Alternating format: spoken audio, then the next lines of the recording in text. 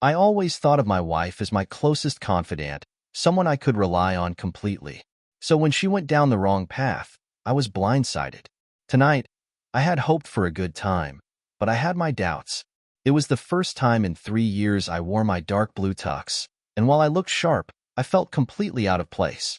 Instead of enjoying a drink in my favorite chair, I was at a big fundraiser with colleagues and their spouses, a big event for our small Midwest town.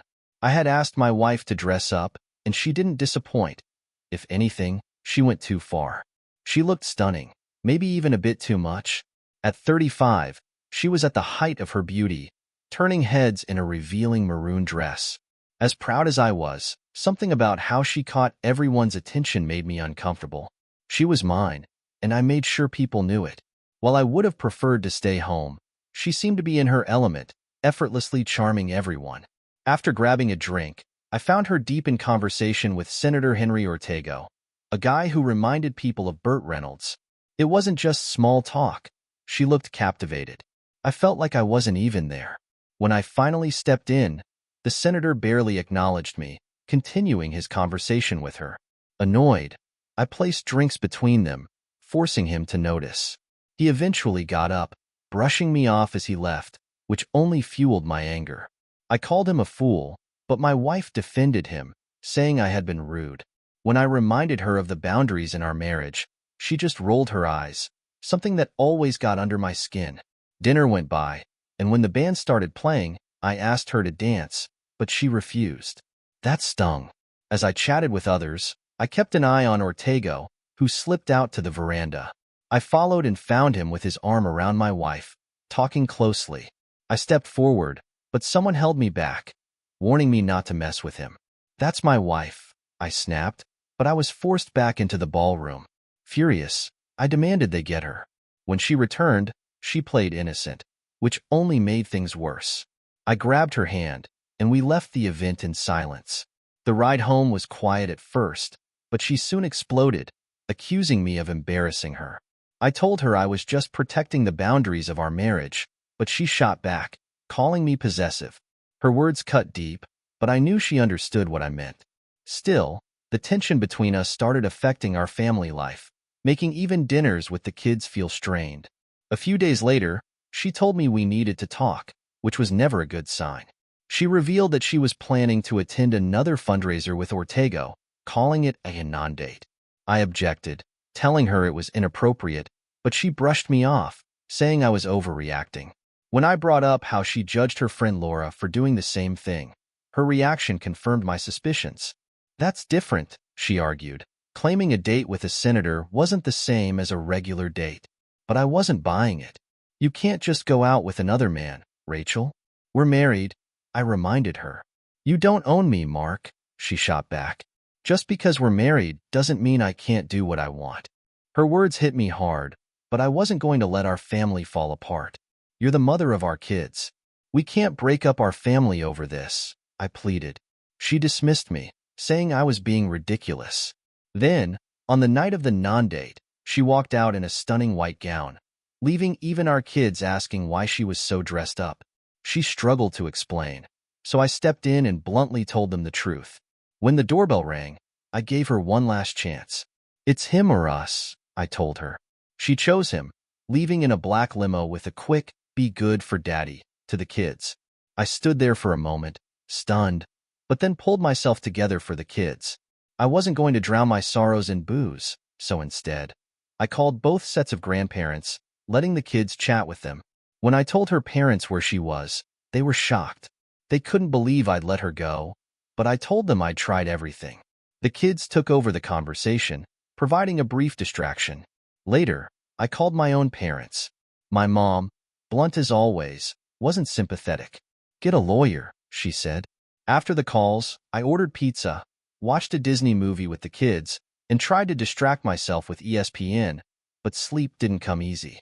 The next day, I made pancakes and bacon, reassuring the kids that their mom would be back soon, even though I wasn't sure of it myself. Around 1 p.m., the black limo returned, pulling into the driveway. The kids and neighbors noticed, but this time, my kids didn't rush out to greet her. They stayed put, disappointed by how disheveled and distant she looked. She walked in still wearing the same maroon dress from the night before, wrinkled and worn, her makeup smudged. She looked exhausted, but I didn't move from my spot on the couch. "Hey," she said, as if that was all it took after spending the night away. I didn't bother to get up. "Looks like you and the kids managed without me," she added. My reply was sharp, "Yeah, we did." She headed upstairs, saying she needed a shower. I raised my hands in mock surrender, realizing our marriage was over. Now, I had to focus on the kids. I wasn't going to become just a weekend dad, but I couldn't shake the question. Could I last until they graduated high school?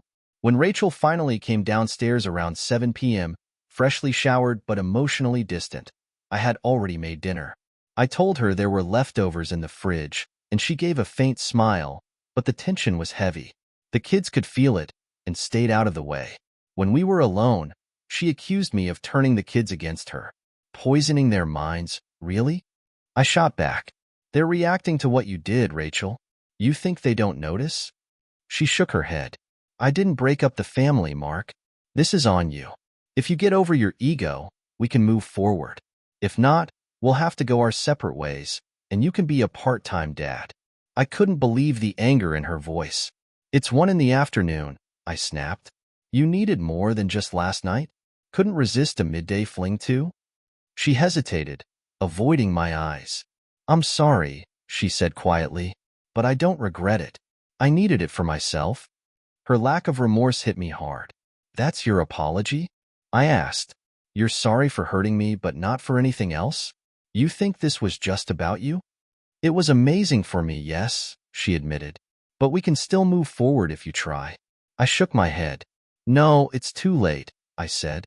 That night, I locked her out of our bedroom, and for the first time in days, I slept deeply, drained from everything. The next morning, I kept up our Sunday tradition, making Belgian waffles for the kids. As we sat down, Sophia, our daughter, looked at me, concerned. "Mom looks really tired," she said. I tried to joke. "Maybe you should go out more on Fridays, like Mom," I said. But Rachel, already on edge, burst into tears and ran to the bedroom. The kids were confused. "Did I say something wrong?" Sophia asked. "No, sweetheart," I reassured her. "Mommy's just tired, probably missed the waffles." Later, while I was watching the Cubs game, Rachel stormed back into the room, furious. She started ranting, accusing me of making her look bad to her parents. "Calm down, Rachel. I can't understand you when you're yelling like this," I said without looking up. She was crying, saying I had told her parents everything. Just then, Sophia wandered in. "What's a Kardashian, Mommy?" she asked innocently. Rachel quickly sent her to her room and turned back to me. "What did you say to them?" she demanded. I shrugged. "I told them the truth.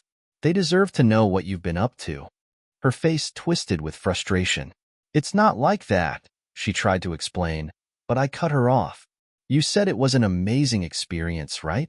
She glared at me but had nothing to say. I just gestured for her to move so I could see the TV. For the next 2 weeks, I slept in the guest room. The kids noticed, but I told them I had a cold and didn't want to pass it to their mom. Sophia, always smart, seemed to understand more than I wanted her to, but thankfully, she didn't say anything. Then, one night after Rachel had gone to bed, I decided to return to our shared bed. I didn't know why, maybe habit, maybe exhaustion. When the alarm went off the next morning, she curled up next to me, whispering, "This feels good," and tried to reach for me. I pulled her hand away. "We're not doing this until you get tested," I said softly but firmly. "You might trust him, but I don't." Tears welled up in her eyes, and for the first time, I saw some real shame. She nodded, and that's when I realized they hadn't used protection. The weight of what had happened sank in even more. This wasn't just a mistake. It was a mess that wasn't going away. Originally, I had planned to stay for the kids, at least until they finished high school. That meant another 14 years under the same roof, pretending things could go back to normal. But now, I couldn't imagine enduring it. My feelings for her had faded, and seeing her walk away from the bed didn't hurt anymore. The pain had been replaced with cold detachment. Who was she now? The woman I married would never have crossed these lines. We had met in college, started dating a few months later, and got married 2 years after that. She worked as an actuary, always practical and precise, balancing my more easygoing nature. I had thought we'd grow old together, but now, Senator Henry Ortega had entered our lives and changed everything. 10 days after we had that conversation, Rachel handed me an envelope when I got home from work. Inside was her clean bill of health, just as I had asked. It was what I wanted, but holding that paper didn't fix anything. Our marriage was still broken, and no test result was going to change that. "Hope you're satisfied," she whispered coldly. "You have no idea how humiliating that was. I may never be able to face Dr. Patel again." I didn't feel any sympathy. "Not my fault, baby. Stay faithful, and you won't get embarrassed." She hissed under her breath, but didn't have a comeback. As she turned to walk away, I pressed, "How often has the senator been in touch with you?" She started to answer, but I silenced her with a wave of my hand. Grimacing, she handed me her phone. I scrolled through, finding texts and calls from him, but nothing indicating any further meetings. "Damn it," I muttered. "We're on thin ice." "Agreed," she said seriously, taking her phone back before heading into the kitchen. That night, she showed me affection in bed, and instinct took over. I didn't feel anything for her, just a need to fulfill physical urges. She was trying to win me back, but I was too distracted to care. Rachel's sudden return home had sparked gossip in the neighborhood. The sympathetic looks from men and the knowing smirks from women made it clear rumors were spreading. One evening, our daughter Isabella came to me, asking about something she overheard at a women's club. I kept my composure, calmly explaining her mother's mistake and reassuring her. I hugged her tightly, hiding my emotions, knowing the weight of that moment would haunt me forever. Our household settled into a new version of normal, but it wasn't the same as before. It couldn't be. Whether Rachel admitted it or not, things had changed permanently. I could never fully trust her again. Forgiving her was out of the question. Love, as Tina Turner once sang, didn't have much to do with this anymore. 6 months later, Rachel finally mustered the courage to speak up. One evening, after she had initiated intimacy and I turned away to sleep, as had become our routine, she started crying. "Mark, can we talk?" she asked softly. "Sure," I sighed, turning to face her. She hesitated before saying, "Do you realize how long it's been since we were truly close? Since that date, everything's changed." "I noticed," I replied. "You want to talk about closeness? Let's talk about what you did. You cheated on me with him. Admit it." She winced. "You make it sound cheap and disgusting," she protested. "We made love that night, and yes, it was amazing. He was gentle and kind, like you used to be. It's not why we're not close now. Don't you get it?" I snapped. "You gave him something that was supposed to be ours alone, and you enjoyed it." She tried to explain. "Come on, Reg. It was one night, 2 days in a lifetime of marriage. We can move past it if you're willing to try." "Thanks for the math lesson," I said sarcastically, "but I never saw our marriage as a numbers game. How would you feel if I did the same with Sarah Lee Parker?" Sarah Lee was a divorced blonde who lived down the street. Most men noticed her, and so did their wives. "Are you saying you want Sarah Lee?" Rachel asked, shocked. "Listen to yourself," I shot back. "I never said that. But imagine how you'd feel if I had." Her face flushed with anger and realization. I didn't stop there. "Do you know what your affair has done to Isabella? The girls in the neighborhood have been bullying her. Their mothers are talking, and it's not pretty." Rachel's anger shifted to disbelief. "She never mentioned anything," she whispered. "I'm sorry. I didn't know." "Sorry isn't enough," I said coldly. "You call that night unforgettable? Well, it was. But not for the reasons you think. It was a betrayal." With that, I turned away and went to sleep, unsure of what her next move would be. To her credit, Rachel tried to make things right in the months that followed. She suddenly became the mother I had always been for the kids, driving them to activities, supporting them in ways she hadn't before. Maybe she finally realized that prioritizing her family was the key to keeping us together. But it felt too late. The kids seemed to appreciate the extra attention, especially Isabella, who had always been wise beyond her 8 years. One day, she came to me and said, "Mom is really trying, Daddy. I hope she gets a proper apology for whatever she did wrong." I forced a smile. acknowledging how much she understood without saying too much. Outwardly, everything in the Wilkerson household seemed normal. I did my best to keep up appearances, and Rachel worked hard too, not just to regain my favor but to save face in front of the neighbors. We were like two strangers sharing a house, going through the motions, benefiting from the shared responsibilities. She was holding out hope that eventually I would soften, that I'd forgive her. Deep down, part of me still had feelings for her. You don't spend 9 years with someone and then erase them from your life completely. But she made it hard. Despite her efforts at home, she kept up contact with Senator Ortega. I had checked her phone calls and messages right after their affair and made sure she wasn't meeting him again. She kept the communication clear of anything incriminating, but I couldn't shake the feeling that there was more to it than she was letting on. Even though she was trying to show she cared, I couldn't let go of what had happened. I couldn't ignore the damage she'd caused to our family, to our kids, and to me. Every time I saw her, I was reminded of the betrayal, and no matter how hard she worked to win me back, I knew things could never go back to the way they were. She had no idea how easy it was to clone a phone and track all communications. The senator seemed to keep in touch regularly, though she tried to keep him at arm's length, at least for now. About a month ago, he texted, "Can we schedule another date soon? I'll be in town." She replied, "My hubby's still upset from last time. I can't risk it." Needless to say, I wasn't impressed. A month later, we marked our 10th anniversary with a family trip to Chuck E. Cheese. The kids had a great time, but Rachel clearly didn't. When the kids went off to play, she took the opportunity to express her disappointment. "We've always celebrated our anniversaries with a special night, just the two of us. You're still holding a grudge? When did you become so petty and small?" I looked at her, unamused. "The answer to that is the same as all your questions about your date. You did this to us, Rachel. To me, to our family, and to yourself.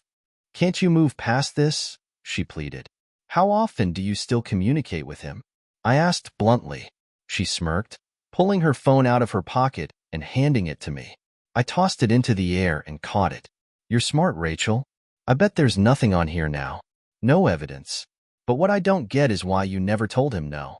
Never once did you explicitly reject him. Why is that?" Her face flushed, and she looked away. "Exactly," I muttered. "Through all of this, my career and my kids were the only things keeping me grounded. Even so, my colleagues constantly told me I looked like I needed more sleep, and I was sure I was developing an ulcer.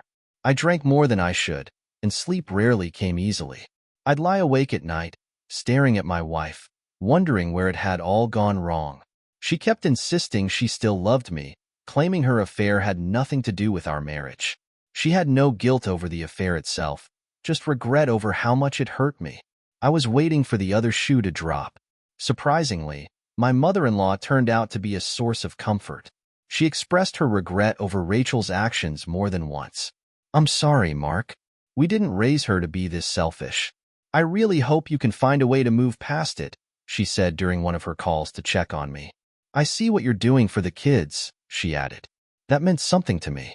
A few weeks later, we had our usual monthly summer picnic in the neighborhood. 2 grills were going, and we had the usual spread: hot dogs, burgers, fruits, drinks, and desserts. It was sunny and warm, about 80 degrees, a perfect day for a gathering that usually went on for hours. As I made my way through the house to grab more beer, I overheard voices coming from the office. It was typically off-limits to non-family, so I went to check it out. While most of the party was outside, sometimes people would slip indoors to get some AC or chat. But this time, I heard something that stopped me in my tracks. "Yeah, when Mark takes charge, I can't help but think of him," Rachel was saying. "He's assertive, driven, and focused. Sometimes I can't shake the memory of that night with the senator. I'll cherish it forever." I froze. How many people knew I was being betrayed? There was laughter from the room. There were 3 of them in there, all enjoying my humiliation. I barely made it to the bathroom before I vomited, getting rid of everything I'd eaten that day. After I cleaned myself up, I grabbed a couple of beers for the guys at the grill and forced myself to act normal. "Reg, you all right? You seem off," David Ramsey asked casually. "Yeah, I'm good," I lied. drifting off to keep quiet for the rest of the day. When Rachel and her friends returned to the group, I could feel their eyes on me, smirking. It felt like every woman there was sneering at me. Later that night, after putting the kids to bed and cleaning up, I joined Rachel outside. She was lounging with a wine cooler, looking perfectly content. I sat down next to her. "Did anyone at the picnic not know about your affair?" I asked sincerely. She looked caught off guard. I kept my expression neutral. "I might have mentioned it to a couple girlfriends," she chuckled. "It was quite the experience. He's a charming senator, after all." I couldn't help but share. I couldn't believe her audacity. "So first you cheat on me, then you turn me into a joke for your friends? Every husband there knows, and now I'm branded as the fool." "I'm not unfaithful," she snapped. "I won't be labeled that way. It was just one mistake. I didn't sleep with a stranger in a seedy motel." Her eyes flashed as she stood up, her voice rising. "I'm done with this, Mark. You've been dragging this out for over a year. Yes, your wife had an affair with another man. A handsome, muscular man. It's time to move on. I won't be held hostage by your insecurities anymore. If you can't get past this, that's on you. Either file for divorce or face reality. I'm done pretending we're the perfect couple. Decide now." Her outburst stunned me. I sat in silence, trying to process her words. She had already walked away, leaving me alone with my thoughts, even though I had barely regained my composure. I'm naturally reserved, slow to react, which some, including my wife, mistake for weakness. I don't panic or make rash decisions. I hated the idea of not seeing my children every day, but I hoped to salvage whatever remained of our family. I had already prepared for the worst, with a lawyer on standby. So, I made the decision. First thing Monday morning, Rachel was served with divorce papers at her workplace. As expected, she didn't take it well. 5 minutes after being served, my phone buzzed incessantly with her calls, but I ignored them, anticipating the storm waiting for me at home. When I stepped in from the garage, Rachel erupted. "You fool. Your fragile male ego couldn't handle it, so you had to humiliate me at work," she shouted. I stayed calm. "Just like you humiliated us in front of our friends and neighbors," I replied. "You practically begged me to file, so I did." She glared at me but stayed quiet. I set down my things and went to talk to the kids, reassuring them that even though I wouldn't be living with them every day, I loved them more than anything. Sophia, being older, understood. She had friends with divorced parents. But Jack looked confused, too young to grasp the situation fully. I knew Sophia would help him through it. Living in a no-fault state meant the divorce process should have been simple. She'd get primary custody, the house, child support, and some alimony. But instead of accepting that, Rachel fought it. For reasons only she knew, her lawyer dragged out the process, insisting on pointless meetings and even suggesting counseling. I confronted her during one of those sessions. "What's the point, Rachel? You've caused all this chaos, and now you want to fix it? You even told your friends that he was the best you've ever had. Why would I want to stay married if all I get is more pain?" "But I love you, Reg," she pleaded. "You're stuck on one incident." "Yes, he was great, but it was a one-time mistake. Please, forgive me." "I can't, Rachel," I said flatly. "You broke our vows, and you acted like they didn't matter. I can't overlook that. I hadn't planned to go to the lengths I did, but everyone has a breaking point." After Rachel's affair, I had a backup plan in place. I connected with a powerful lawyer in the city and approached the chairman of the opposing political party. They were eager to take down Senator Ortega, who had White House aspirations. I didn't want money. I just wanted him ruined. Every month, my lawyer updated me on the chairman's increasing eagerness to get the dirt on Ortega. Finally, the time came to deliver. I met with them at my lawyer's office. After the introductions, I pulled out a sealed plastic bag from my briefcase and set it on the table. The chairman's eyes widened. "Dear God, is that what I think it is? If you think it's the evidence that will end Ortega's career, then yes," I said. They stared at the bag like it held gold. No one dared touch it. I explained. That night, she came home and went a shower. She handles the laundry, so she never expected me to go through it. I waited until the water was running, then found her underwear at the bottom of the hamper. Everyone knows about DNA these days. Test these, and I'm sure you'll find 2 different sets. I also brought her toothbrush for comparison. I assume you'll get Ortego's sample for the match, unless you already have it. The chairman reddened, glancing away. I knew he understood the gravity of the situation. Why? His face silently asked. Because she was too arrogant to think she'd ever face consequences, I answered. She betrayed me and assumed I'd eventually forgive her. Now she's flaunting it. To hell with her and the senator she's involved with. A week after that meeting, Ortego must have learned about the situation. I don't know exactly what happened, but I overheard him shouting at Rachel on the phone. How could your idiot husband get evidence of our weekend together? He fumed. I cloned her phone again, and when she called me later, I knew she was nervous. What did you do? She asked, her voice tense. I hesitated for a moment, considering my response. Then, after months of her deception and betrayal, I finally admitted it. I've been watching Rachel, all along. I understood what she was getting at, but I wasn't in the mood for her games. I thought I wanted revenge, but maybe I just wanted peace. As I ordered a pepperoni pizza and garlic bread, she snapped at me. Why do you care what I eat? How do you even know what I eat?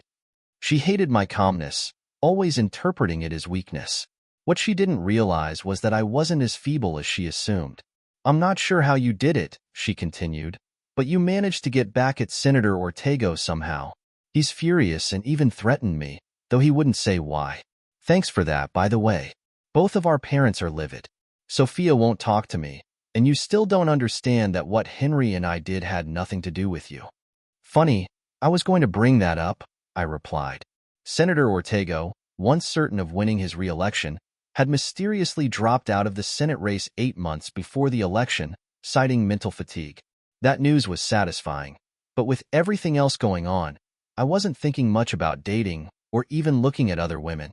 That was until my daughter, Sophia, casually asked, Dad, when are you going to start dating again?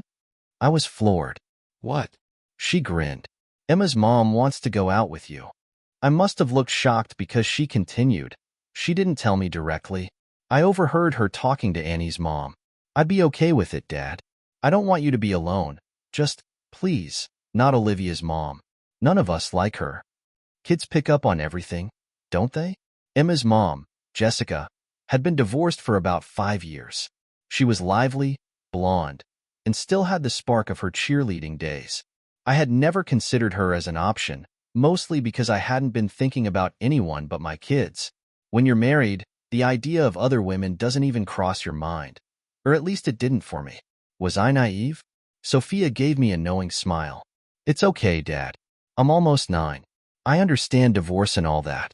Jack and I will be fine. You just need to take care of yourself. I couldn't help but feel like I'd stepped back into the dating scene without realizing it. Jessica ended up being my first date post-divorce, and while it was nice, it felt a little strange, almost obligatory. I explained to her that I wasn't emotionally ready for anything serious, and she was understanding. She even gave me advice, saying I didn't have to explain myself to everyone I dated. You're a good dad with a solid career, she said. Trust me, other divorced moms will notice. She blushed when she mentioned that last part. Over time, I dated a few women, all divorced moms, and it felt nice to be seen as something other than just the guy going through a divorce. It gave me space to not think about Rachel, or at least not as much. As lonely as I felt at times, there was never a moment where I considered reconciling with her. The betrayal was too deep. Rachel had downplayed her affair as a foolish mistake, but I couldn't see it that way. It was selfish, thoughtless, and showed a complete lack of respect for our family. You prioritized an affair with the senator over your own family, I told her one evening. She opened her mouth to respond but said nothing, unable to justify her actions, especially now that the senator had cut her off. One Saturday, during dinner, my ex-mother-in-law told me that Ortego had asked Rachel never to contact him again. He blamed her for his withdrawal from politics, suspecting I had played a role in his downfall, and that she hadn't done enough to protect him. I just raised an eyebrow and kept eating. There was no need to comment. A few months later, some coworkers suggested going out to a new upscale bar. Before my divorce, I would have avoided Thursday night outings, but now, being single, I decided to go more often. Four of us found a table, ordered drinks, and soaked in the bar's atmosphere. It was then I noticed two women walk in. The first woman was in her early 40s, but dressed as if she were trying to hold onto her 30s, exuding confidence with her short dark hair and green eyes. She wore a silk blue shirt and a short skirt that showed off her toned legs. Her companion, slightly older, radiated refinement.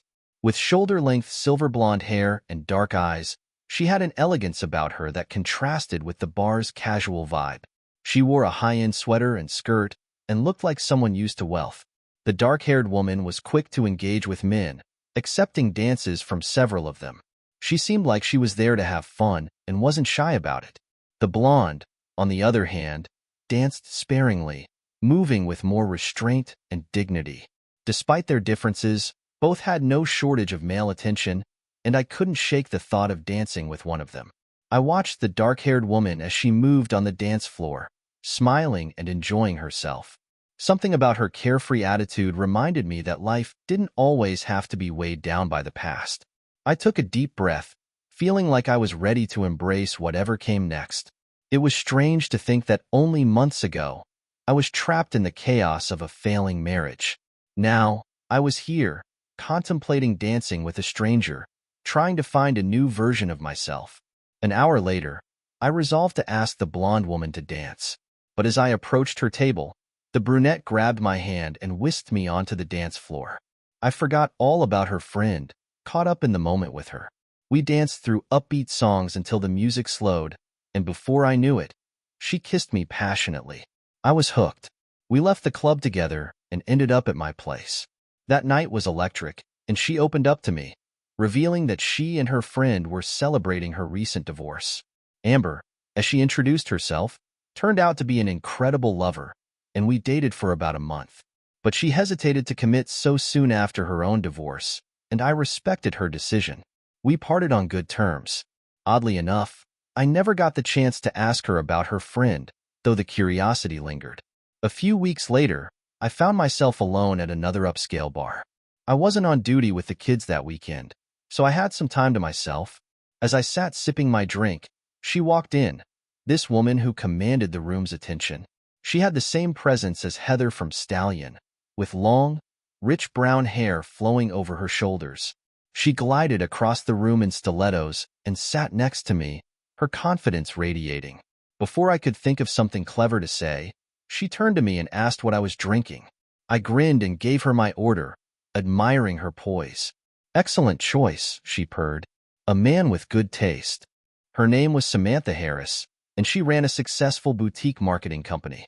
We spent the evening talking about her career, and I was captivated by her intelligence and charm. Later, we went to her apartment, where she confessed that she preferred her own bed.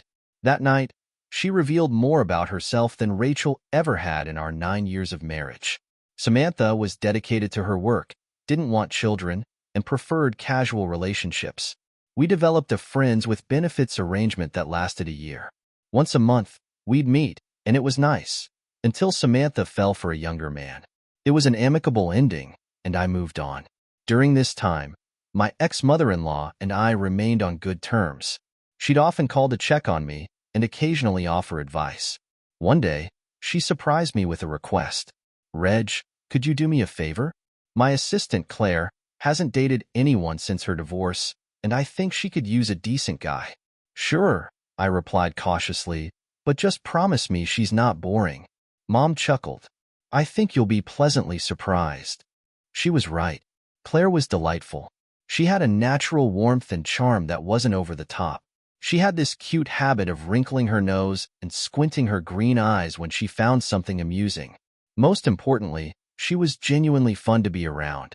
At the company Christmas party, I stuck close to Claire, giving her my full attention.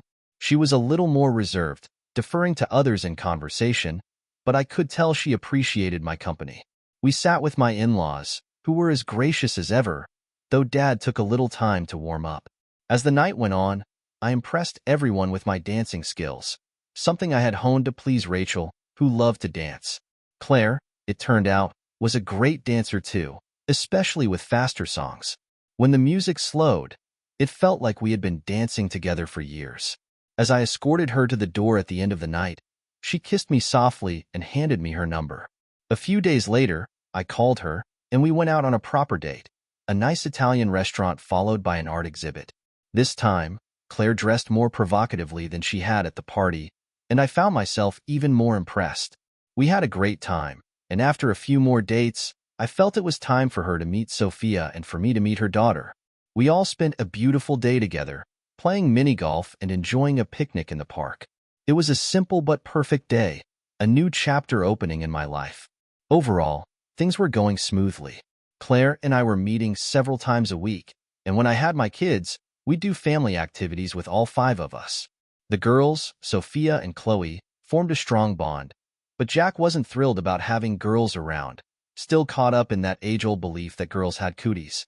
Everything seemed to be falling into place until one afternoon, a few weeks into the new school year, when I received a call from Rachel.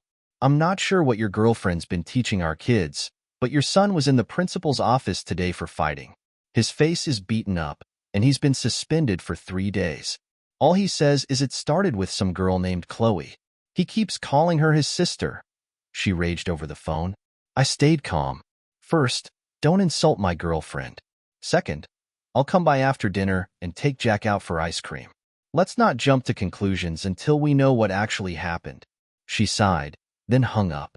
After dinner, I picked up Jack and drove to a small, family-owned ice cream parlor. As he got into the car, I gave him a quick once-over.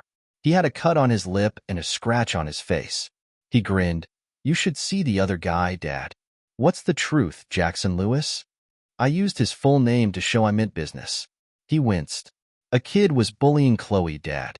I told him to leave her alone, but he threw the first punch, so I punched him back. I think I broke his nose. It made a loud crack, and there was blood everywhere," he said, trying not to smile. The boy had been 2 years older than Jack. "Will Mo tell me the same story?" I asked. "Absolutely, Dad. I wouldn't have hit him if he hadn't thrown the first punch. You've always told me to look out for Sophia, so I figured that applied to Chloe too. She's really small, Dad," he explained. Jack had a point. Chloe had inherited her mother's petite frame and was smaller than most kids her age. It was touching to see that Jack now saw her as part of the family. "I'm proud of you for defending her," I said, "but let's keep this between us. I'll talk to the principal and see what we can do. You might want to let your mom know about Chloe, too. She doesn't know everything about my life, and that's fine by me, but you and Sophia should tell her." Jack nodded, taking in everything I said, and before I knew it, he was asking, "Dad, when are you going to marry Claire? She's amazing, you know?" He was right. It was time to make a commitment. The next day, I contacted the principal. The school had a strict zero-tolerance policy for fighting, even in self-defense. However, they also didn't tolerate bullying, and after interviews with witnesses, the bully received a 6-day suspension. While I didn't agree with Jack's suspension, I advised him to take it in stride. Things got complicated when Rachel found out Claire was my ex-mother-in-law's assistant, and that Mom had arranged our first meeting. "What on earth, Mom?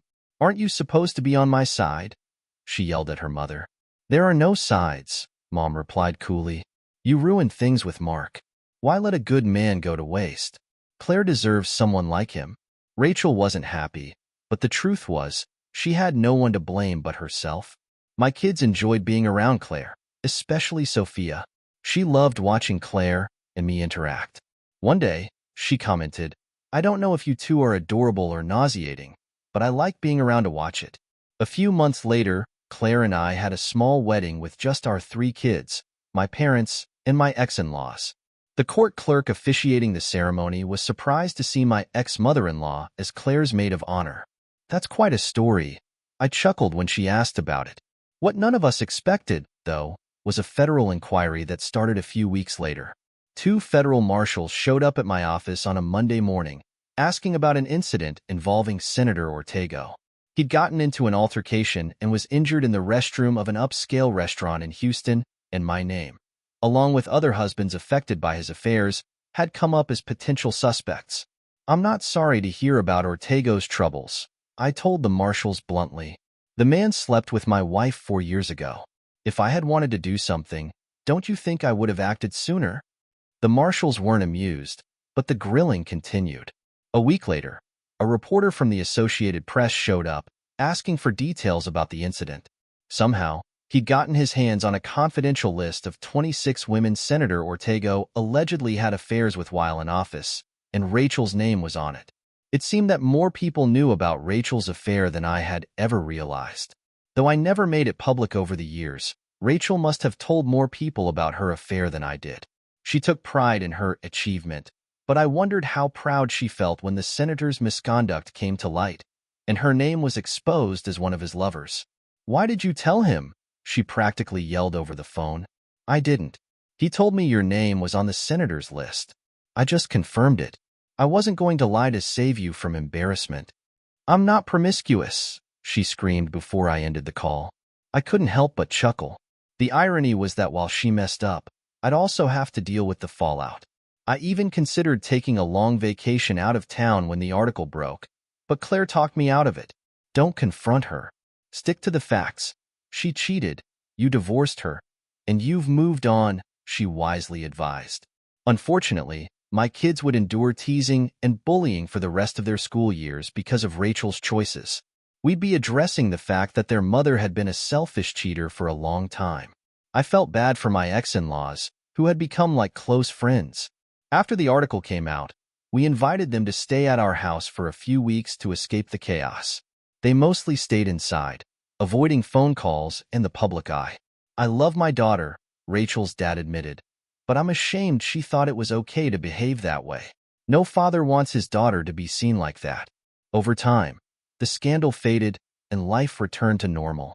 The kids spent more time with Claire, Mo, and me at our home, which gradually became the neighborhood hangout spot. At first, Rachel objected, but things smoothed out eventually. I made sure Sophia and Jack stayed in contact with her to avoid any accusations of alienation. My parents' frequent visits helped keep things peaceful. When the kids were with me, we didn't talk much about Rachel. Though she was still their mother, she was just an ex in my life now. The kids, out of respect for Claire, began calling her Mom. While Rachel's parents were initially uncomfortable with it, they soon warmed up, as they had always been close to Claire. Amidst all the upheaval, I paid little attention to Rachel's love life. The kids occasionally mentioned that she was dating, but it caught me off guard when Sophia told me her mother was engaged. For a moment, I felt a wave of sadness for what might have been. But then Claire wrapped her arms around me, and that sadness quickly turned to joy for what I now had.